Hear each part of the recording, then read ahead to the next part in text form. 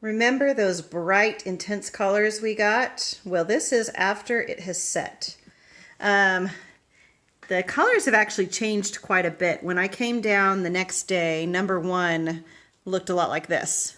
And it has since cleared up and gained a lot of color. These were the two that looked like the dark chocolate and milk chocolate. Now this is soda ash, so we'll see what it's like underneath when we unmold it. This was the one with the honey and oats added at 40 degrees. This was the one that had that beautiful peach color.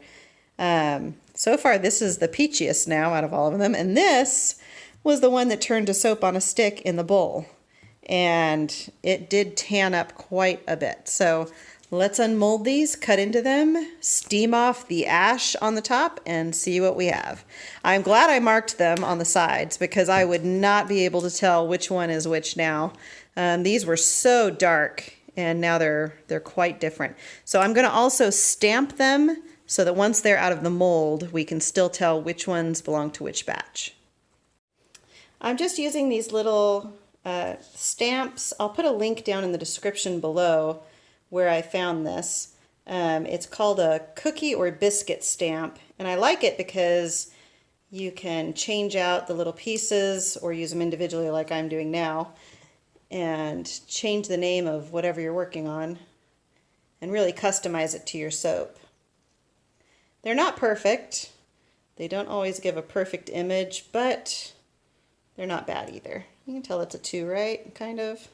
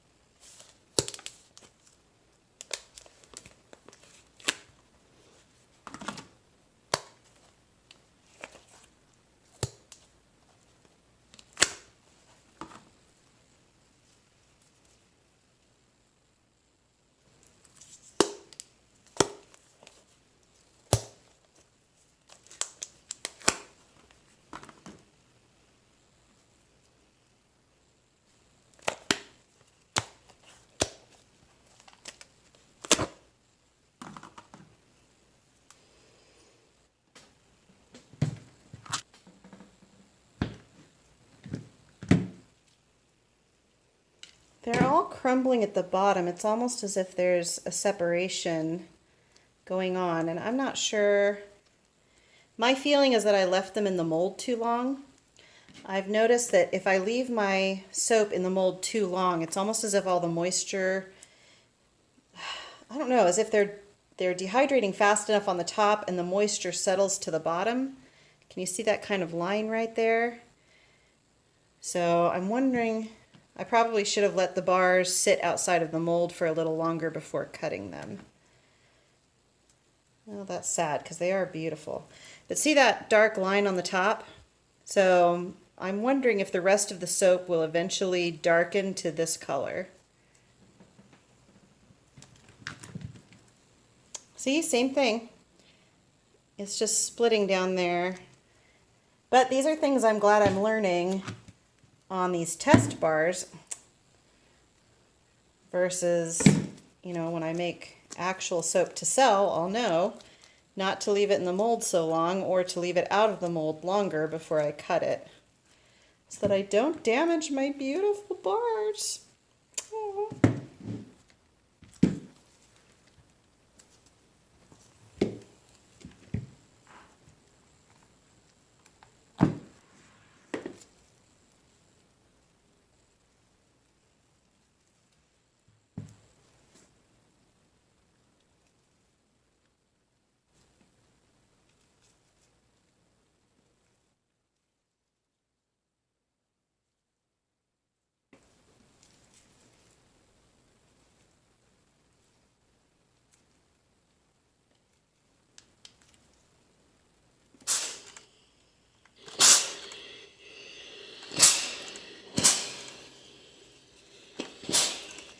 Let's talk about these. First, let's start off by saying I thought this was soda ash, but it did not steam off. I don't know if it's something to do with the glycerin and honey content or if it's the oats, but either way, on 2 and 3, this is before I steamed it, this is after I steamed it. I mean, it didn't come off. It shined up a little, but didn't come off. So there's that. Let's look at the color of these, because it's vastly different than the wet soap color. I'm surprised how golden and beautiful this one turned out here and how much these lightened. Remember, these looked like super dark chocolate. But I also know that they've been darkening up with age. When I first planed these, they were super orange. It's now the next day and it's darkened up a lot. So I'm not sure if these will continue to darken or not. But it is a beautiful brown color, and this orange is a very rich honey, creamy orange color. Number 5 is the one that I was the saddest about, because when it was wet soap, it was that vibrant peach. I mean, almost an electric peach, and it's now a nice tan cream color. And then, of course, number 6 has darkened up a lot. So as far as the smell is concerned, just to be clear, the smell on the first 5 is a faint smell because it's not a fragrance. These are natural smells from the additives. Number 6 is a fragrance. So this is the only one that might actually stay on your skin after showering in the shower. So none of these are going to scent your body in any way whatsoever. But in a warm shower, you are going to smell some of the additives. I had my husband come down and I had him smell them with his eyes closed so he could give me his reaction, not based on color, but based on the smell. He said this one had a nice light sweet smell to it. The 2 that were the most toasty of the bunch, he said that these smelled like porridge or oatmeal. He said they have a breakfast cereal vibe to them, which I thought was interesting. And then 4 and 5, he said he liked 5 the best out of all of the unscented ones. He said with this one, he got a sweet smell, a little bit of oat, and number 4, he said, was rather nondescript. And then 6, non-surprisingly, was the one he liked the most. He said it was a floral honey smell that was really sweet, and he really liked it. Number 4, what I've noticed with all of these, I know that with goat's milk, you tend to get an ammonia smell, and that ammonia smell is supposed to go away after cure. These do have a tinge of ammonia to them, so it'll be interesting to see, once the 6-week cure is up, how much the color has changed and how much the smell has changed. And then, of course, it's going to be interesting to see what they actually smell like in the shower once they warm up. This is our Frankenbar. It goes in order from 1 all the way to 6, and so that was just kind of a fun bar. Definitely not pretty with our seized soap on the top, but fun nonetheless. Let me just cut into this here and we'll see what it looks like on the inside. Okay, so you can kind of see the color changes from the outside to the inside.